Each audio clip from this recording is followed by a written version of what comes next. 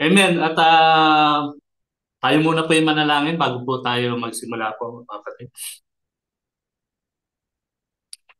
Panginoon, maraming salamat po, Panginoon. Tunay na dakila ka sa lahat, Panginoon. At sa araw na to, Panginoon, Lord, hindi, Panginoon, balakid ang aming mga lugar. Magkakalayo man kami, Panginoon. But we thank you so much, Panginoon, Lord God, sa mga pagpapagal na to, sa pag-aaral na to, Panginoon, Lord God, na patuloy mo kaming gabayan, Panginoon. At ganoon din po, Panginoon, ikaw po ang makita, Panginoon, Lord God, at ikaw po ang pasalamatan, Panginoon, ang mensahe mong pinadala, Panginoon, upang pag-aralan namin ngayon, Panginoon, na magbigay sa amin, Panginoon, ng kaalaman at ganoon rin na para sa kapurihan mo, Panginoon, Lord. At ang papuri ay sa iyo lamang at hindi akin, Panginoon, Lord. Ang lahat ng aking sasabihin, Panginoon, ay nagmula, Panginoon, sa iyong banal na salita at hindi sa akin, Panginoon. Muli pa, Panginoon, ako iyong gabayan at ganoon din pa, Panginoon. Open our heart, Panginoon, Lord, and mind, Panginoon, sa lahat ng maikinig, Panginoon, upang, Panginoon, maunawaan namin. Ikaw po, Panginoon, ang magbigay ng kaunawaan din sa kanila, Panginoon, sa bawat pag-aaralan namin, Panginoon. Muli pa, Panginoon, sa iyong kataasan papuri, sa ngalan ng anak ng si Yesu Cristo at gabay ng Santong Espiritu.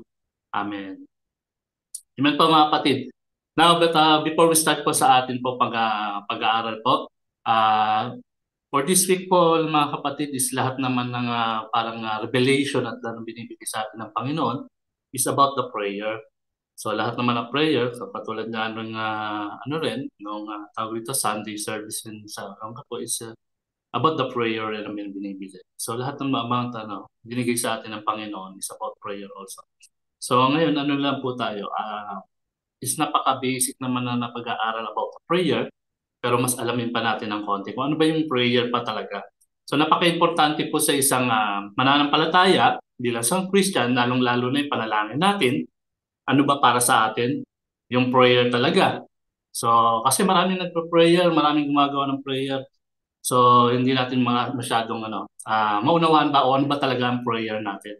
Ano ba talaga ang prayer? Sabi nga natin, ang prayer natin is the way na parang makipag-usap tayo sa Panginoon, communication, building our faith, trust para sa Panginoon, o kahit ano pa, yung iba pa. So marami pang iba. So sa pananalangin nga natin.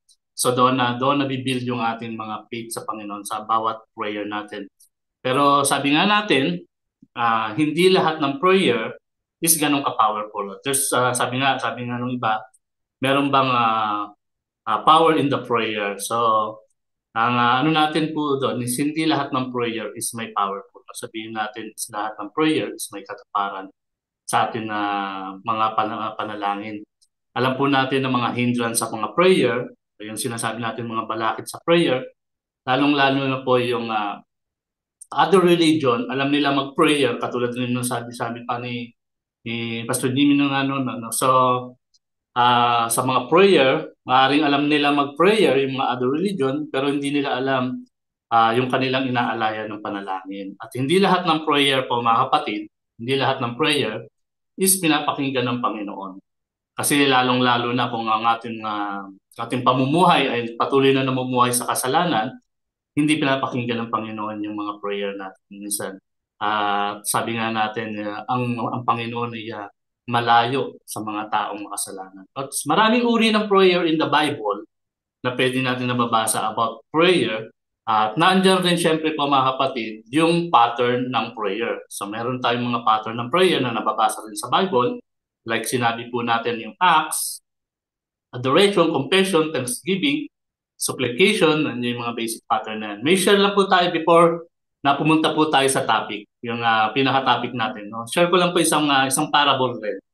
So sabi po rito, ngayon po, mga kapatid, may dalawang uri ng mangingisda. May dalawang mangingisda ngayon, mga kapatid.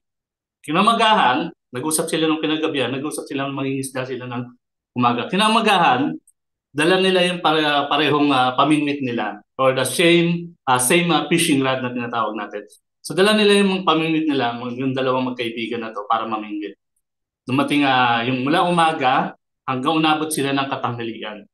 So pagdating ng katanghalian, medyo mainit na. Yung isa sa pamimingwit ng isang mangingisda, yung isang kaibigan niya, dahil sa pagdating ng katanghalian, mainit na, wala pa siyang huli, itinigil niya na yung pagkakasting niya ng kanyang pamingwit o hindi na siya namingwit kasi nga mainit na. So yung isa namang kasama niya, dahil nananatili ito is keep on casting, patuloy niyang hinahagis yung kanyang fishing rod until na meron siyang nahuling isda. So tulad ng isang mangingisda pa mga kapatid, so alam rin natin this as a prayer, alam po natin sa mga Kristiyano, alam natin mag-prayer. Pero the main question po sa atin bilang isang mga Christian is marunong ba tayong magtiyaga sa ating prayer? Yung pinagtatiyagaan ba natin yung ating prayer? Tulad natin may mga panalangin tayo na minsan hindi pa dumadating. Pinagtatiyagaan ba natin yung prayer na minsan hindi rin tayo nasasagot kaagad ang panalangin.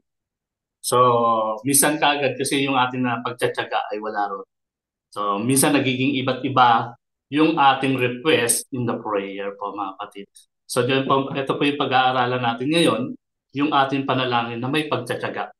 So, pumunta po tayo sa Lucas 18, isang parable rin po na binigay ng Panginoon. Lucas 18, 1 to 8, RTPB na lang po. Yan. Okay. Sabi rito, basahin ko po. Sa Lucas 18, 1 to 8. Andiyan na po ba kayo?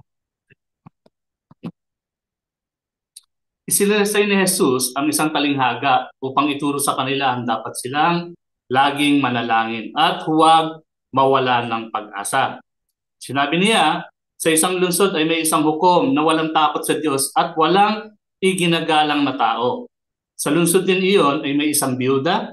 Lagi siyang pumupunta sa hukom at sinasabi, bigyan po ninyo ako ng katarungan sa aking usapin. Tinanggihan siya ng hukom sa loob ng mahabang panahon, ngunit nang nagtagal ay sinabi ng hukom sa sarili, kahit ako'y walang takot sa Diyos, ay walang ginagalang na tao, ibibigay ko ang katarungang hinihingi ng biyudang ito, sapagkat lagi niya akong ginagambala at baka mainis pa ako sa kanya, ako sa kapupunta niya rito, at nagpatuloy ang Panginoon. Pakinggan ninyo ang sabi ng masamang hukom na iyon. Sa 7, ngayon ipagkakait kaya ng Diyos ang katarungan sa mga minamahal niya na dumaraing sa kanyang araw at gabi. Sila'y kaya paghihintayin niya ng matagal. Sa 8, sinabi ko sa inyo, agad niyang ibibigay sa kanila ang katarungan, ngunit sa pagbalik ng anak ng tao sa daigdig na ito, may makikita pa kaya siyang mga taong sumasampalataya sa kanya. Amen. So ang title po natin sa pag-aaralan po natin ngayon mga kapatid, ang pagtsatsaga sa panalangin. So yan po. Gaano ba tayo nagtsatsaga sa ating panalangin mga kapatid? Gaano tayo nagkakaroon ng sinasabi natin persistent yung ating pagtsaga or pursuing our prayer? Yung prayer is a very important sa isang Christian life na sabi nga, napaka-importante ito sa isang Christian life. Kaya paano natin ini-equip yung prayer natin o paano natin pinagtitibay yung ating prayer sa pananampalataya sa prayer mo. Kasi sabi nga, it's different kind of prayers. May mga prayer na to. At malalaman po natin kung ano yung ating mga prayer na dinudulog sa Panginoon. To understand po na ang mga ibang pangangailangan sa prayer po natin, ilan lang po sa atin ang mga pag-aaralan lang po to. Yung ating prayer. Kasi marami naman po, kung sabi ko nga po sa inyo kanina, is maraming ng prayer, is maraming sangayang prayer. So ngayon, dito lang sa atin sa verse na to na binasa, kung ano ba ang kailangan equip pa natin sa prayer na. Sabi dito, balik lang po tayo sa verse 1. Sabi diyan, sa verse 1, Luke 18, isinalaysay ni Jesus ang isang talinghaga upang ituro sa kanila. Dapat silang laging manalangin at huwag mawala ng pag-asa. So number 1 po natin sa ating pag-aaralan po, number 1, panalangin may pag-asa. Okay. Pag sinabi pong panalangin may pag-asa, you never give up, or sinasabi natin in your prayer, wag po tayong basta-basta mag-give up in your prayer. Or sabi natin, yung panalangin natin, meron ini-equip natin ng pag-asa. When we pray to the Lord, kailangan nandun yung set natin ng mind in positive. So kailangan meron tayong positively yung ating prayer. Kasi meron mga prayer, sabi nga natin, sa prayer na parang hindi sincere sa prayer. So, basta lang may maisabi or ano. Meron mga ganon. So, kailangan when we pray to the Lord, kailangan meron tayong umaasa sa Kanya or never will give up kung ano yung pinagpa-pray natin sa Kanya. I-set natin yung mind natin into a positive way that there's will something happen sa prayer. Kumbaga pagka nagpa-pray po tayo, ah nag-iisip na tayo na may mangyayari doon sa ating dinalangin na yun. Na something in will return or something be answered. So to claim it, sabi nga natin, kiniklaim na natin yung bawat panalangin. O pinag-aahawakan na natin yung ipagkakaloob sa atin. So this is the prayer na kailangan natin iasa lagi sa Panginoon. We never give up sa prayer natin. Or kailangan natin, anuman yung ating merong dinudulog sa Panginoon, anuman ang nire-request mo sa Panginoon, is kung hindi pa na-answer right now, is huwag mong tigilan. Just keep on prayer, sabi nga natin. May mga personal tayong prayer sa bawat isa. Tapos maaring matagal na ipinag-pray mo sa Panginoon, kahit pa sabihin natin na matagal yun, is never give up the prayer. Kung ano yung dinadalangin mo. Kasi may mga personal needs tayong prayer na umaabot na ng taon or umaabot na. Pero naandun pa rin na patuloy mong ipag-pray sa Panginoon. Yung kailangan yung persistent mo na Lord, naroon pa rin na hindi ka nagbabago sa iyong prayer. So kailangan kung ito yung pray mo, kanindigan mo yung prayer mo and something in return. Kailangan iisip mo, Lord God, ito is answer na and awaiting po rito, tumaasa ako at kailangan ko lagi ito. Ipinapaano ko, idinadalangin ko. So ang lahat, may kapanahunan at may oras para sa Panginoon. So alam naman ng Lord yun eh. May binibigay para sa iyo ng mga time na yon to answer your prayer. So kung nalalaman ng Panginoon yun, so sabi nga natin na ang Panginoon is in the perfect time. So hindi siya una or hindi advance, hindi naman siya masyadong late. Is always in the perfect time. Alam niya kung anong meron sa iyo. Kaya alam niya kung paano niya ibibigay rin yung prayer mo. Abraham wait, sabi nga natin, Moses wait, Nehemiah wait, David wait, pero worth it yung paghihintay nila sa mga bagay na to. Sabi nga natin kanina mga kapatid sa isang kwento natin kanina, yung isang mangingisda, he continue casting his fishing rod. So ganoon rin tayo in our prayer. Kung wala pa yung ating pinagpe-pray, kung hindi pa dumarating, so continue rin tayong casting ng ating prayer. Keep on prayer to the Lord. Hindi yung tawag to nawawalan ka ng pag-asa kasi hindi na nasagot yung panalangin mo. Hindi yung porkit hindi na ibigay kaagad, mawawalan ka kaagad ng pag-asa. No. Naririnig ng Panginoon yung bawat prayer natin. Just keep on prayer, keep on prayer. Kasi alam naman ng Lord kung paano niya ibibigay sa iyo yung prayer na yon. So mga ganyan po. So wag po tayong mawalan kaagad ng isang pag-asa for our prayer. Maasa ka na darating yung time. Sabi nga natin, mga kapatid, ang isang magsasaka, hindi siya nagtatanim na tomorrow kaagad tutubo kaagad yung kanyang itinanim. So, ibig sabihin mga kapatid, keep your praying, darating yung time, you will reap your harvest. Sabi nga, aanihin mo rin yung bawat panalangin mo sa mga kapatid. Ibibigay rin ng Panginoon. So don't give up. Sabi nga natin minsan, bakit ka pa mag-give up sa prayer mo? You're almost near to your testimony, close to your testimony. Walang testimony kung walang test. Sabi nga natin, mga kapatid, is that sometimes yung ating prayer, yung ating paghihintay sa Panginoon sa ating prayer is one of test rin sa ating mga attitude, sa ating mga pananampalataya sa Panginoon. Lalo rin pinagpapatibay ng Panginoon yung ating pananampalataya. That's why we keep on praying sa Panginoon kung ano yung mga nais natin sa ating puso. Hindi ibig sabihin na hindi na answer to is hindi na napakinggan ng Panginoon at hindi rin ibig sabihin na hindi to na-answer pa, hindi ibig sabihin rin to kinalimutan ka na ng Lord sa prayer request mo. Sa prayer mo, ipagkakaloob ng Panginoon, just pursuing your prayer. Patuloy ka na manalangin upang makita ng Panginoon kung gaano ka rin kasincere sa dinadalangin mo sa Kanya, sa nire-request mo sa Panginoon. Sometimes, sabi nga natin, yung waiting natin sa prayer, sabi ko nga po sa inyo, is isa rin test para sa atin or isang pagsubok para sa atin in our prayer. Kung ito ba'y talagay ninanais ng puso mo, baka pag hindi na ikinaloob sa'yo, mag-iba na kaagad yung prayer request mo. So meron tayong ganun minsan. Kailangan kung yun talaga yung nire-request mo, then pursue your prayer. Sabi nga ni sa akin dati ni Pastor is kung gusto mong gantong mangyari sa iyo, panalangin mo nang ipanalangin ng walang patid. Idalangin natin. Sabi nga din sa pakipo sa Romans 12:12. Romans 12, sabi dyan.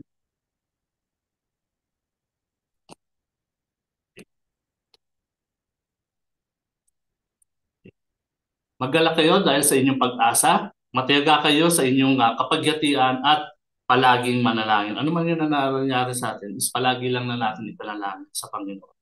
Kung ano yung mga dumadating sa atin, ipanalangin lang natin sa Panginoon. Manalangin tayo, sabi nga, malay natin mga kapatid, is dumating yung ating panalangin na lang bigla. Hindi natin masasabi, is on God's perfect time.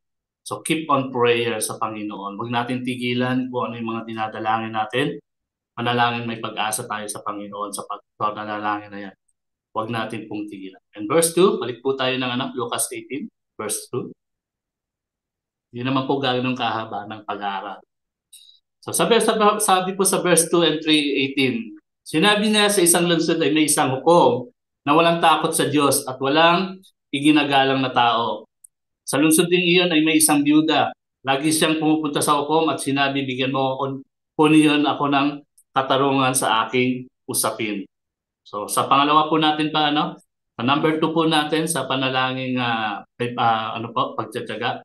Number 2, panalangin may otoridad. Okay. So number 1 po natin kanina yung ating panalangin may pag-asa. Number 2 is panalangin may otoridad. Sa verse 2 po and 3 na to, mapapansin po natin, so kapareho silang lungsod. Sabi nga sa verse 2 na yan, sinabi isang lungsod na may isang hukom. Sa lungsod din iyon, so ibig sabihin na same sila ng lugar. Same sila ng isang lugar. Ngayon, maaari kaya malakas yung loob ng babae na yon, na isang babaeng bayan na yon, because of authority na pareho silang lugar. Diba? Meron siyang authority. Ibig sabihin, kilala rin sila doon sa lugar na yon, maaari sabihin natin. At pagiging balo is one of the Bible, nung mababasa natin sa Bible, yung mga pagiging balo, is one of hopeless situation din. Is walang ibang ng asa ng tutulungan din. So ibig sabihin po, in the time of our hopeless situation, in the time we need help, we use authority in our prayer po mga kapatid. Use your authority. Sino po tayo? Sino po tayo? Ano po meron authority tayo?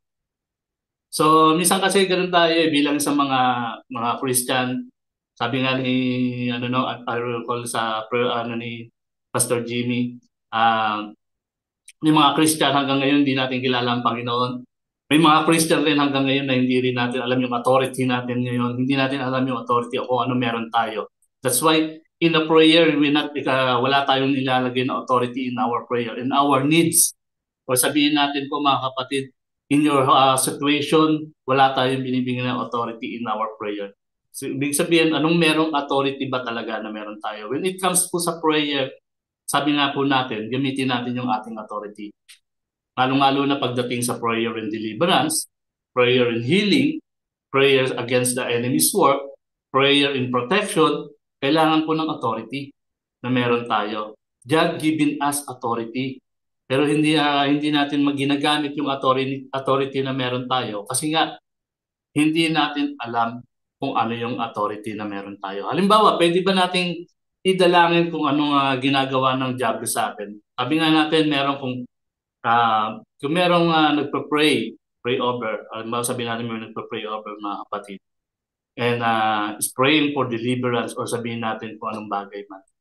So pwede ba siya mag-pray, malumanay lang? Panginoon, pinapaalis ko to sa pangalan mo in Jesus' name. Yung parang walang authority, walang gaang or malumanay na command. Di ba? So lalong-lalo na yung gawa ng diablo, pinapalayas ko to sa Panginoon mo in Jesus' name. So there's no authority, yung hindi mo pinipigyan ng dominion yung sarili mo because of authority, yung isang prayer na sinasabi po natin. If remember mo po mga kapatid, di ba nung kayo dinideliverance ni Pastor Next noon is nag-a-ask siya na kailangan meron kayong authority when you prayer. So ganoon rin po tayo when we pray, we need authority in our prayer. Kailangan may katigasan, di ba? So minsan mapapansin nyo, yung may mga nagpa-pray over is lalong-lalo na pag magle-lay hands, hindi nila maitaas yung kanilang kamay. Kung magle-lay hands, kalahati lang yung kanilang lay hands. So wala yung authority. Kung nakikita ng kaaway lang is hindi threaten sa kanya. Hindi siya nagkakaroon ng threaten sa kanya yung isang kaaway mo because hindi niya nakikita yung authorities na meron ka. Sabi nga, your prayer need authorities rin yung ating mga sinasabi, yung ating mga panalangin. Sabi nga, tayo ay tagapagpana ng Panginoon. At ang tagapagmana, may mga otoridad. God given us authority. Binigyan tayo ng authority sa mga bagay na to sa gawa ng kaaway. Sabi nga sa Luke 10, please po. Sa Luke 10 verse 19. Basahin ko na lang po rito sa uh, New King James Version po. Behold, I give you authority to trample on serpent and scorpion and over all the power of the enemy. And nothing shall by means hurt you. Sabi dyan po sa New King James Version po natin na nabasa. Binigyan po tayo ng authority ng Panginoon.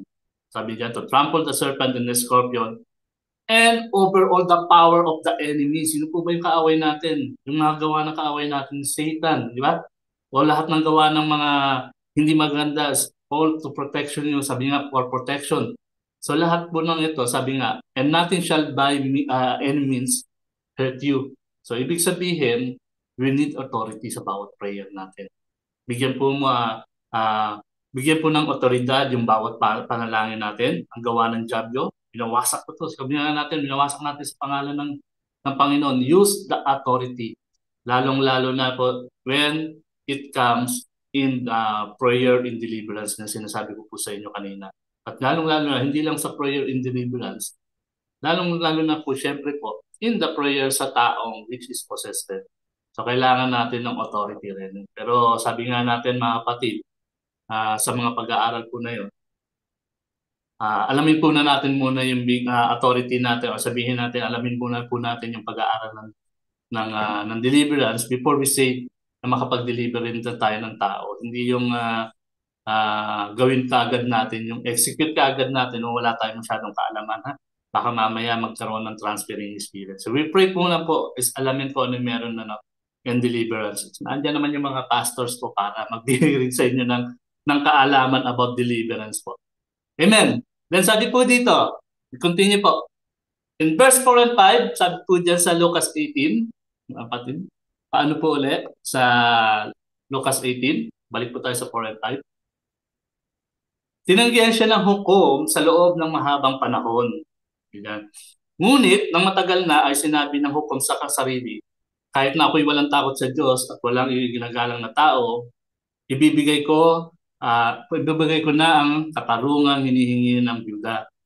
Sapagkat lagi niya akong ginagambala at baka mainis pa ako sa kanya, sa kapupunta rin nga rito, sabi nga rin doon. So number 3 po mga kapatid, yung ating title, may panalangin, may pagtsatsaga. So yung ating persistent in our prayer. So kailangan mayroon tayong pagtsatsaga sa ating panalangin. So kanina po sabi natin, isa yung pag-asa, yung never give up, kailangan hindi tayo tumigil. So number 2 natin yung authority, at number 3 natin yung ating pagtsatsaga rin. So sabi rito in Matthew 7, pakiano po sa Matthew 7, chapter 7, verse 7 to 11.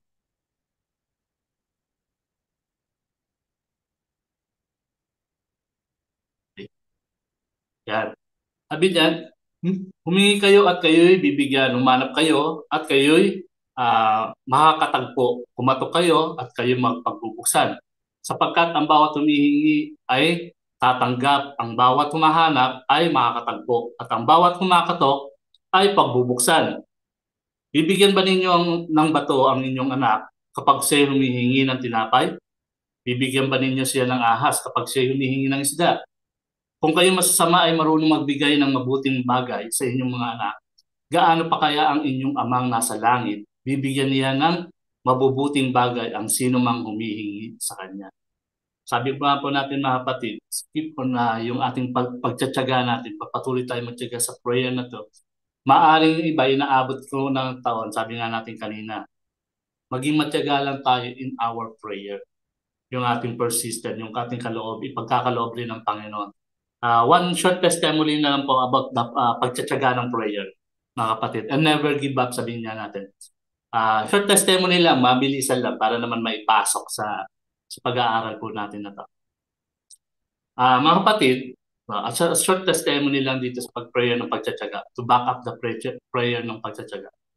Ah, sa family po, sa aming pamilya, mga kapatid, ang naging unang-unang born again po sa amin, yung sumunod sa aking kapatid. So, high school siya.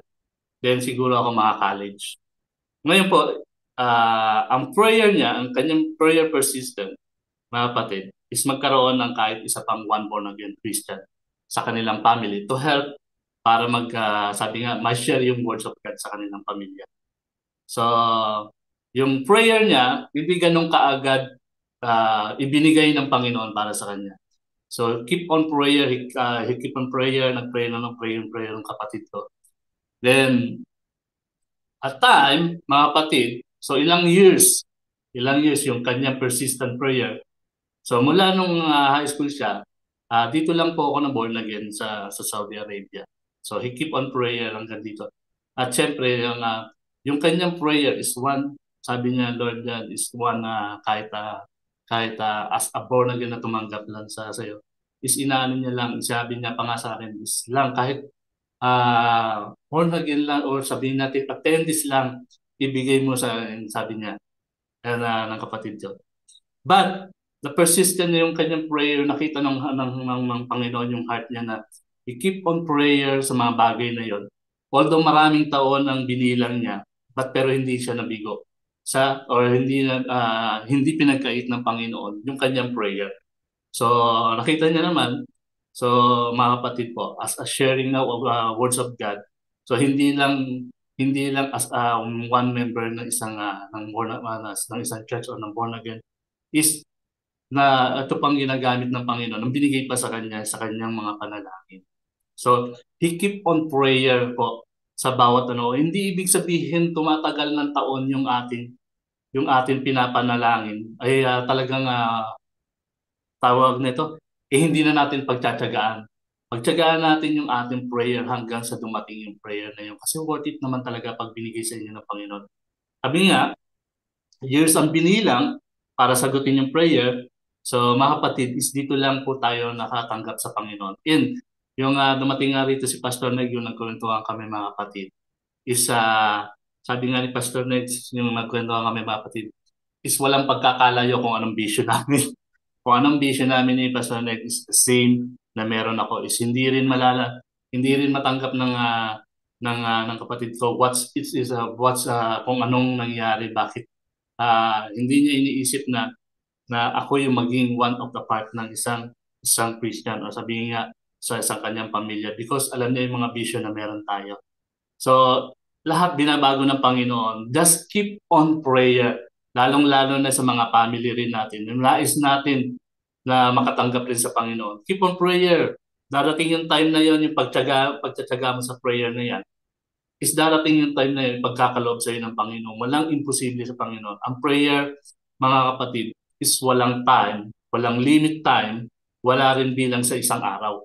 So you can pray anytime na gustuhin po natin. So pag panalangin lang natin ng ipanalangin, ipagtyaga lang natin ipanalangin. Sa bawat panalangin, ariin mo pinagkaloob na yung bawat panalangin na meron tayo. Sabi nga natin kanina sa number 1 po mga kapatid, huwag tayong mawala ng pag-asa or never give up.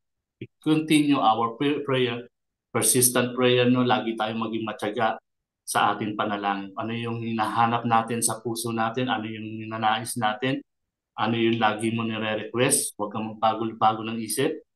Pag-pray mo lagi sa Panginoon, huwag kang mawala ng pag-asa. Then pray lagi. Maaaring hindi natin maintindihan yung mga dahilan ng Panginoon sa ngayon, pero sabi nga natin in the time na being na dumating yung time na yun, mauunawaan natin kung bakit pala umabot ng matagal yung ganong ating prayer. So sa ngayon, hindi natin maunawaan po mga kapatid kung bakit hanggang ngayon hindi pinagkakaloob ng Panginoon yung ating prayer. But in the time na ipagkaloob niya, doon niyo po mauunawaan kung bakit pala naghintay tayo sa ating prayer.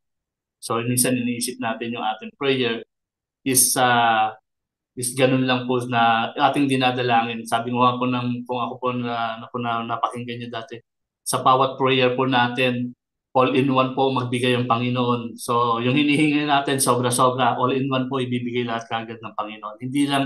Hindi lang siya isa yung prayer mo, hindi lang yung prayer request mo, bigla God will give all kung ano pa yung mga nais mo sa yung prayer pag binigay po ng Panginoon. Amen po. Then we continue po. Sabi dito sa Lucas 11:5 and 8.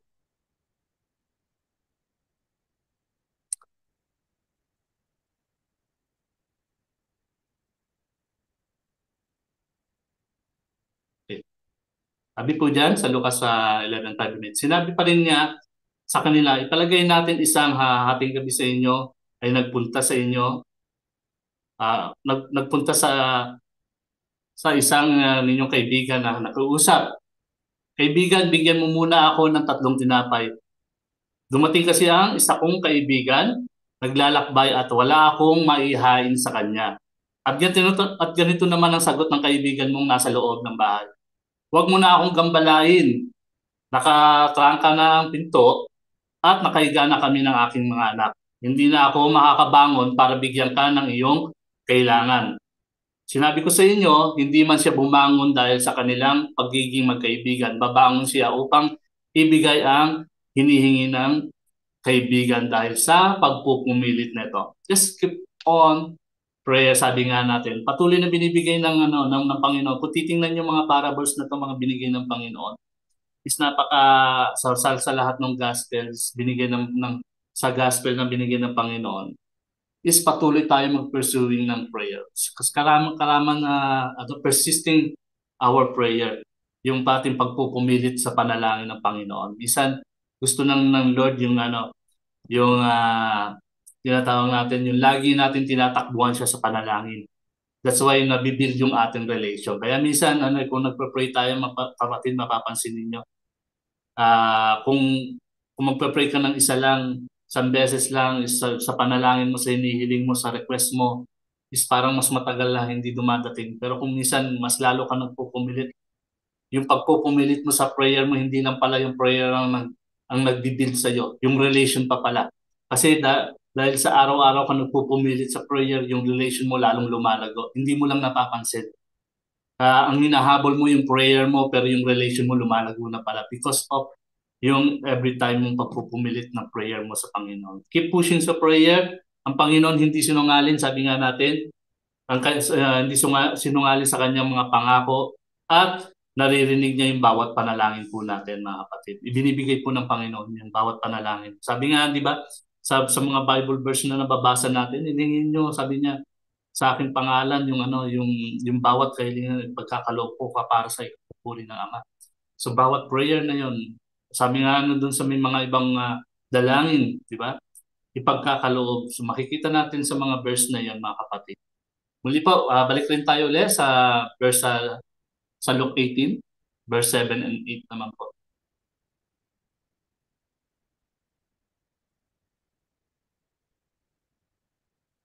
Yan. Ngayon, ipagkakait kaya ng Diyos ang katarungan sa mga minamahal niya na dumarating sa kanya araw at gabi. Siya kay paghihintayin niya na matagal. So sa 7 pa lang po, mababasa niyo rin, no? Yung mga ipagkakait ba ng Panginoon, di ba? Sa atin yung mga ating panalangin araw at gabi. Paghihintayin ba tayo ng matagal? Kasi hindi rin naman paghihintayin tayo ng matagal. At alam naman ng Panginoon yung binibigay sa atin. At sabi rin dito sa 8, sinasabi ko sa inyo, agad niyang ibibigay sa kanila ang katarungan. Ngunit sa pagbalik ng anak ng tao sa daigdig na ito, may makikita pa kaya siya mga taong sumasampalataya sa kanya. So number 4 po natin, ang ating pag-aaralan po sa number 4, panalangin may pananampalataya. So number 1 po natin kanina, panalangin may pag-asa. Number 2, panalangin may otoridad. Number 3 po natin, yung ating panalangin may pagtsatsaga. At number 4 natin, panalangin may pananampalataya. In verse 8 po, kung makikita niyo po sa verse 8, meron po siyang tanong, ngunit sa pagbabalik ng anak ng tao sa daigdig na ito, may makikita pa kaya siyang mga taong sumasampalataya sa kanya. Sa panahon po kasi natin, mga kapatid, this time po natin, mga kapatid, yung panahon natin ngayon, maraming prayer na kung mangyayari, yung prayer natin, salamat sa Panginoon. Yung iba, kung hindi mangyari, okay, pag hindi nangyari to, Lord God, another day, hindi pa dumating to, Another request na lang ako ng prayer. O yung iba naman, pag hindi dumating yung prayer, Lord God, nagsasabi ka agad tayo sa Panginoon, hindi mo narinig yung prayer ko. Yeah? Lord God, okay, ano pa ba kulang? Bakit hindi mo sinasagot yung mga dalangin ko? So meron kaagad tayong mga tawag ron yung pag-iisip na negatibo kaagad. So hindi tayo nagiging positive. Lord, di ba? Yung ating prayer, Lord, o kailangan sigurado maghintay pa ako, kailangan siguro dagdagan ko pa yung faith ko, kailangan siguro, kailangan pang patuloy pang mag-alay pa ng panalangin o maging persistent sa prayer pa. So marami po kasing ganyan mga prayer ngayon na which is hindi nagiging sincere sa prayer. Pagka lalong-lalo na yung prayer night natin, di ba, paggabi, pag tayo nagpa-prayer, sabi nga ng karamihang mga pastors, mas marami pa yung mga cellphone, tapos pagdating sa prayer is wala na, inaantok na, kaya mas konti na lang yung prayer na sa gabi, tapos mamadaliin pa. Wala nang sincere yung prayer, mamadaliin pa kasi inaantok na eh. Kasi naubos na yung kanilang mga oras sa mga gadget. So naubos na yung mga ganung sa panalangin nila, nawawala na yung time nila sa prayer na yun. So meron na naman tayong mga ganung meron naman mga nananalangin na nagkakaroon ng mga doubt sa panalangin. Iniisip nila, mangyayari pa ba yung mga prayer ko na to? Or sabi nga nung iba, may mga pangyayari pa bang himala sa panahon na to? For them is para sa kanila wala na. Para kasi sa iba mayroong pagkakataon yung mga nangyaring sagot sa prayer is parang nagkataon na lang. O yung mga himalang binigay ng Panginoon is para sa kanila is nagkataon na lang, is not answer prayer para sa kanila. So nawawalan sila na kagad ng pananampalataya. Hindi nagkakaroon sila ng tawag nito yung pag-persistent nila sa kanilang prayer. O maaaring nananalangin sila sa bibig o sinasabi nila yung kanilang panalangin, but yung kanilang heart tsaka yung kanilang isipan is not claiming na talagang matutupad yung kanilang prayer. Kasi minsan ganun tayo eh. Sinasabi lang natin ng bibig natin, oh God, I claim it in Jesus' name, pero yung puso naman at yung isipan naman is malayo sa sinasabi natin. So wala din yung pananampalataya natin sa prayer natin. Nag-aalin lang kakagad. Sabi nga, dumudulog ka, pero nagkakaroon tayo ng alinlangan or hindi tayo sure sa ating panalangin. So meron tayong ganong nararamdaman minsan eh. Kaya yung ating prayer hindi tuloy na i-equip. So sabi nga dito in Hebrews 11:6, ano po? Hebrews.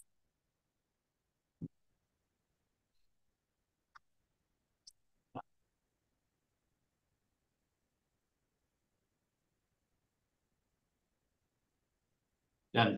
Kung hindi tayo sumasampalataya sa Diyos, hindi natin siya mabibigyan ng kaluguran. Sapagkat ang sino man lumalapit sa Diyos ay dapat sumampalatayang may Diyos na nagbibigay ng gantimpala sa mga nananalig sa Kanya. So sabi nga po rito is kailangan po tayo magkaroon ng faith sa Kanya, sa ating paglapit sa Kanya. Lagyan natin ng pananampalataya. Sabi nga nung nung last Sunday preaching rin, Pastor Dave, faith can move mountain. Okay. Ang prayer is powerful against, sabi nga ng mga kapatid, to understand po yung isang prayer po natin. Kasi akala natin ang prayer is gano'n na lang. Ang prayer is kailangan na lang po ano lang yung masabi natin. Ang prayer po kailangan i-equip rin natin. Kumbaga bibigyan po natin ng backup yung prayer. Hindi yung sinabi na lang natin. For example, sabihin natin may nagbigay sa'yo ng prayer request, binasa mo na lang, okay, that is the prayer na sinabi mo na lang pero hindi natin nilagyan ng equip. Sabi nga rito, ang prayer is powerful weapon against the enemy. O, alam naman po natin yung parang sabihin natin parang isang baril. No? Ang isang baril pa mga kapatid, hindi nagiging powerful weapon kung hindi siya loaded o kung wala siyang ammo, kung walang bala. Just ganun rin ang ating prayer. Hindi magiging powerful ang ating prayer kung wala rin loaded or hindi mo sinasamahan sa katulad ng mga ano natin sa mga basic na pinag-aralan natin kanina. Ang prayer hindi magiging powerful lalong-lalo na kung hindi mo nilagyan ng pag-asa o sabihin natin yung walang pagtigil mo sa prayer o yung umaasa ka sa prayer hindi magiging powerful kung hindi mo rin lalagyan ng authority. Ang prayer kung hindi mo rin siyempre magiging powerful kung wala rin siyang pagtsatsaga. Ang prayer lalo hindi magiging powerful kung wala rin siyang faith. Ang prayer, lalong-lalo na mga kapatid, hindi magiging powerful ang prayer kung hindi ka magpa-pray ng walang presensya ng Panginoon. Sabi nga natin, lahat magpa-pray. So, maraming religion sa mundo na to is maraming marunong mag-pray. Pero hindi lahat sila is nasa presensya ng Panginoon nagpa-pray. So ganun po tayo, mapalad po tayo mga kapatid. Kasi ang ating dinadalanginan is nakakarinig ang ating Panginoon at nakikita yung ating mga prayer. Kaya nga, in our prayer, maging in our prayer, is isama lagi natin yung presensya ng Panginoon sa prayer. Doon nagiging powerful yung ating prayer. Hindi lang yung sinasabi natin yung ating dalangin. Equip po natin ang ating prayer para lalo pa siyang sabihin natin maging powerful yung inyong prayer. Now, mga kapatid, sa ating pong conclusion lang, hindi na kailangan po mga kapatid yung sinasabi natin mga panalangin na napakahaba, masasabi natin magaling mag-pray, kasi meron ganun na may mga nagpa-pray na kailangan maging mahaba pa ako sa prayer para lang masabi ng ibang tao na magaling tayo sa prayer. Hindi na kailangan rin paulit-ulit, lalo na in group prayer, marami rin sa mga bagay na to na nangyayari. Yung group prayer, wag nang paulit-ulit yung kung ano mga prayer natin. Idalangin natin, be specific prayer. Sabi nga is kung ano yung dalangin mo, ano nasa puso mo is dalangin mo. Be specific na lang mga kapatid sa prayer, hindi yung kung ano yung nasabi na iulitin pa lang natin. Sabi nga sa Matthew 6, pakiano mo rin po ulit. Sa Matthew 6 verse 7 and 8.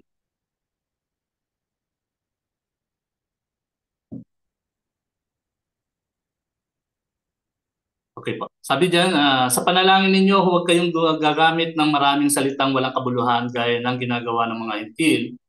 Akala nila ay pakikinggan sila ng Diyos dahil sa haba ng kanilang sinasabi. Huwag ninyong silang tularan. Alam ng inyong amang nasa langit ang inyong kailangan bago pa ninyo ito hingin sa Kanya. Alam na ng Lord yung mga ating prayer. Ganun ang Lord. Napaka-powerful. Ganun na. Bago pa tayo lumuhod, alam na ng Lord. So no need na yung sinasabi natin na na napahabain mo pa tas paulit-ulitin ng prayer.